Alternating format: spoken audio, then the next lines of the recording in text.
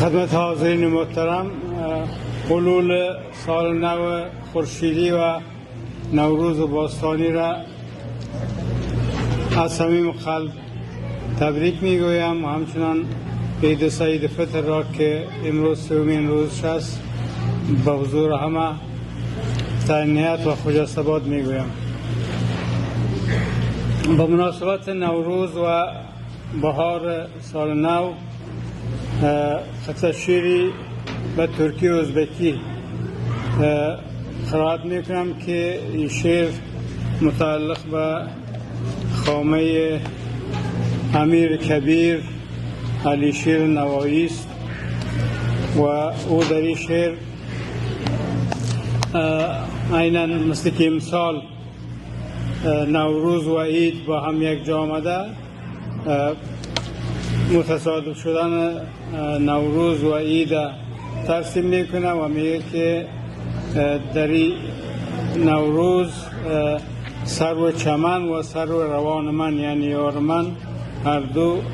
لباس همرنگ پوشیدن. شعر میخوانم: موافق کی دلر بلمش مگر نوروز لا بیرام، چمن سرو یشل خلعت منین سرو روانم هم، چمن سرو قلب حیران منین سروم قلب جولان، انین شیدا سبر دهقان منه شیدا بری عالم،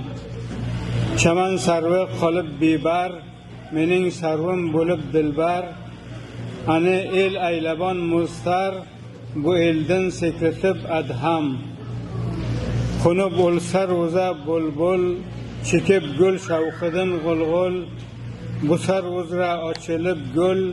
انگه تیردن شب شبنم،